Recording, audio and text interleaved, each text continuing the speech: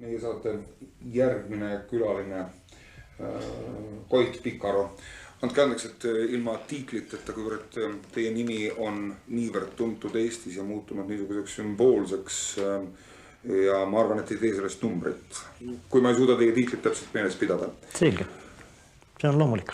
No sellest kõigest on möödunud sellest ajaloolisest verisest reedest 26. novembrist tänaseks pisut üle kuu aja. Kuidas te ennast tunnete? Tähendab, minu tavavastus viimasel ajal on niimoodi, et ma tahaksin tunda endast paremini.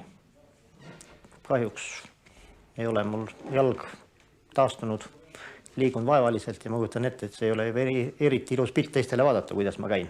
Kuid ma liigun. Mida arstid ütlevad? Nad annavad lootust. Kui suur on see lootuse protsent?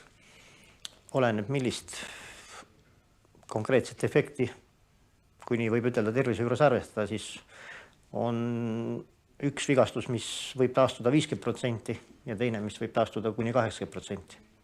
Härra Pikaro, mida te üldse saaksite selle kohta nüüd, pisut rohkem kui kuu aega hiljem, mis seal Pärnu maanteel viadukti juures Tallinnas siis toimus, mida te saate selle kohta öelda? Tähendab, ma tahan ütelda, et see oli meie osakonna tavaline töö. Tavaline, ma ei nimetaks seda isegi mitte operatsiooniks, tavaline kinnipidamise üritus või midagi sellist. Ja kusjuures ei põrganud seal kokku, ei politsei ega kaitseliit, põrkusid kokku politsei, kes teeb oma tavareaalset igapäevast rutiinset tööd ja kuritegelik maailm. No see, et Hasso Kommer on näidanud ühte hauda tänaseks päevaks, kui toimub see meie võte. See oli teile muidugi see haud ja paljud muudki üksikasjad, mis arvatavasti veel ujuvad pinnale aja jooksul, oli teile kõik väga hästi teada. Tähendab, ma arvan, et ma ei saaks seda eriti kommenteerida. Esiteks, Hasso Kommeri kriminaalasjas olen ma kannatanud. Selge on see, et mitte mingit tööd selle asja raamis ma teha ei saa. Okei, ma küsin teisiti. Tähendab, te ei läinud püüdma niisama hea õnne peale, te läksite püüdma kindlat inimest kindlate asjaoludega. Me läksime püüdma kindlat inimest kindlas kahtlustatuna konkreetses kuriteos. Nii, härra Pikaro, teid on süüdistatud ka selles ja te teate, lugedes lehti seda suurepäraselt, et teie osakond on peksnud, vist nii seda nimetatakse välja, teatud inimestelt teatavaid tunnistusi. Mida te selle kohta ütlete? Tähendab, siin on kaks sellist väga lihtsat põhjust. Kui me oleme tundma õppinud kurjategija isikut, kui me oleme tema tausta, tema, nagu mina ütlen, psühholoogilist portreed enda selgeks teinud ja kui me temaga 3 tundi räägime tõsiselt välja valitud teemal ja tunnistab mingi raske kuriteo ülesse, siis nädal aega hiljem tal on vaja oma kuriteokaaslaste ees või kellegi ees leida mingit õigustust ja siis hakatakse rääkima, et siin on füüsiliselt mõjutatud või kuidagi teisiti. Tähendab, ma ütlen veel kord, meie osakonna töö ei seisne mitte mingite tunnistuste väljapressimiseks. Me realiseerime oma igapäevast informatsiooni. Härra Pikaro, psühhotroopsete ainete osa ja roll teie osakonna töös, milline see on? Tähendab, ma pean ütlema, et kui sellised ained kuskil maailmas on levinud ja neid kasutatakse, siis ma arvan, et ja võib-olla ütleme kohtupraktikas seda tunnistab, siis võib-olla jõuab see kuskil 20 aasta pärast ka Eestimaale või ütleme meie osakonnani. Siiamaani me ei ole sellistest asjadest isegi kuidas seda öelda, parimates filmides näinud.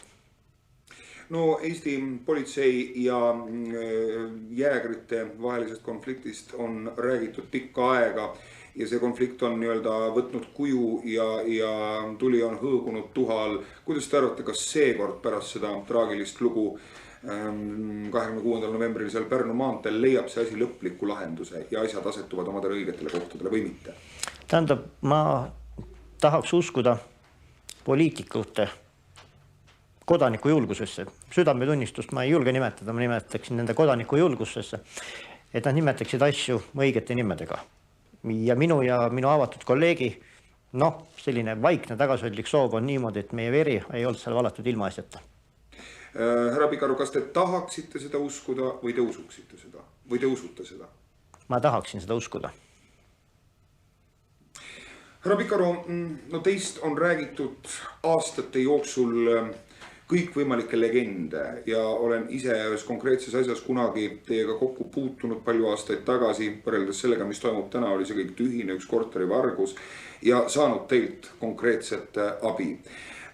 Muuseas, vahepeal unustasin küsimata, kas te seal KGB koolis, millest teid kahtlustatakse, olete käinud või ei ole? Tähendab, ei ole. Nii, ja tekib küsimus, mille kuradi pärast on teile seda kõike vaja? Neid ebameeldivusi, neid kannatusi, seda loobumist kõigest oma töö nimel. Te võiksite ju suurepäraselt olla mingi rikka firma turvaosakonna ülem kuupalgaga 5000 krooni kuus ja kõik oleks okei. Mille nimel te seda teete?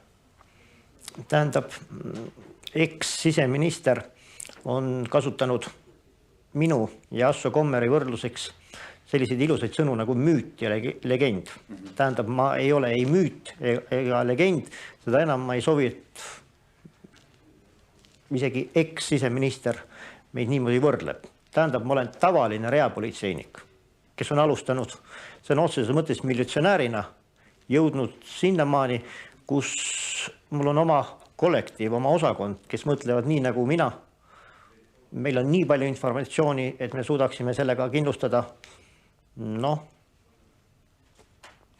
võib-olla 10% vabariigi kuritegude avastamiseks. Ja kui me veel kasvame ja kui ma suudan veel oma noori kolleegi niimoodi kaasa vedada, siis ma arvan, et aasta-kahe pärast oleme üks parimaid osakondi. Öelge palun, härra Pikaru, kui palju tänases Eesti politseis, kes kannatab puudust ja vaevleb väikeste palkade käes ja nii edasi, on veel selliseid fanaatikuid, vabandagi selle sõna pärast, nagu teie? Tähendab, fanaatik, see kõlab veel liiga hästi. Minule tuleb panna diagnoos, ma olen töönarkomaan. See on õigem. Tähendab, kusjuures sellist probleemi me oleme arutanud, et kui juhtub tõepoolest mingi väga ränk kuritegu, kus oleks üle vabariigi kokku korjata vaja kõige parimad operatiivtöötajaid, siis kahjuks me selle arvu kokku lugemisega oleme jõudnud alla 10. Nii et ma ütleks, et vähe. Härra Pikaru, kas teie isiklikult kogenud silmaga näete üldse selle Eesti elu peamise ja seda on hinnatud ka kõige esimese ja tähtsama probleemi kuritegevuse, mingisugust lahendust sellele probleemile silmapiiril ja perspektiivis?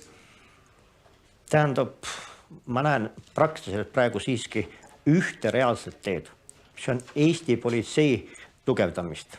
Nii materiaalselt, tehniliselt, väljaõppega välismaal, nende noorte meeste kasvatamisega ja ainult seda näen ma. Millegi muusse ma ei usu. Te olete teinud läbi pika tee nii Nõukogude miilitses kui hiljem Eesti politseis. Mida nendesse tööaastatesse on teie jaoks mahtunud rohkem, kas niisugust kibestumist ja allajäämist või mingisuguseid hiilgavaid võite? Tähendab, kõige rohkem selles aastates on olnud rutiinset mehaanilist tööd. See, mida on saavutanud keegi Koit Pikaru või mida on saavutamas meie osakond, see on lihtsalt ränk, raske, pideva töö tulemus. Kõige rohkem nendes aastates on olnud tööd. Ja kõige vähem romantikat? Minimaalselt.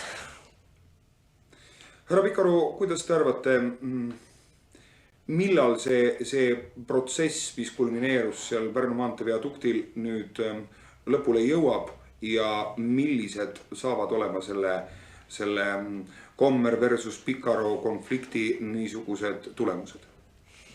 Tähendab, esiteks, see sõltub uurijate tööst ja ma ütlen veel kord, mina olen selles kriminaalasjast lihtsalt kannatanud. Minu jaoks on see tähtis, et selle jõuaks lõpule võimalikult kiiremini. Et kõik saaks nimetada nende õigete nimedega ja me saaksime poliitikute hüsteerilisest kärast kõrvale tõmbuda, alustada jällegi oma igapäevast tööd.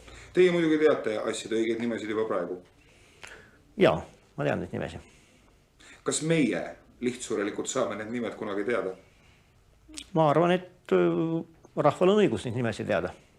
Kas teid on mingitel tingimustel võimalik elimineerida Eesti politseist, kuidagi mingitel asjaoludel sundima teid politseist lahkuma, pakkudes teile midagi muud ja hiilgavat? Tähendab ei, mingid selliseid tingimusi ma ei näe. Välja arvatud nüüd, kui mulle tehakse võib-olla tervislikel põhjustel viisakalt pensionile saatmine. Kas midagi sellist on õhus? Jah, üks selline versioon on olemas. Te olete 44-aastane. Mida on olnud selles elus rohkem, rõõme või pettumusi? Pettumusi inimestes. Aga rõõmud? Vaadake, operatiivtöö on selline, et kui teed seda tööd, töötud versioonide kallal mingite kuritegude avastamiseks, siis sellest ei räägita. See töövõit on nii lühiajaline, et see ununeb sageli palju kiiremini ja meelde just nimelt selline ränk, raske igapäevane töö. Tuleb teile ette mõnikord selliseid nõrkuse hetki, mil te kahetsete seda valitud teed, mida mööda te lähete ja kust te taganeda ei kavatse? Tähendab, mul tuleb ette sellise nõrkuse ette. Kuidas te seda iseendas ületate? Tööga.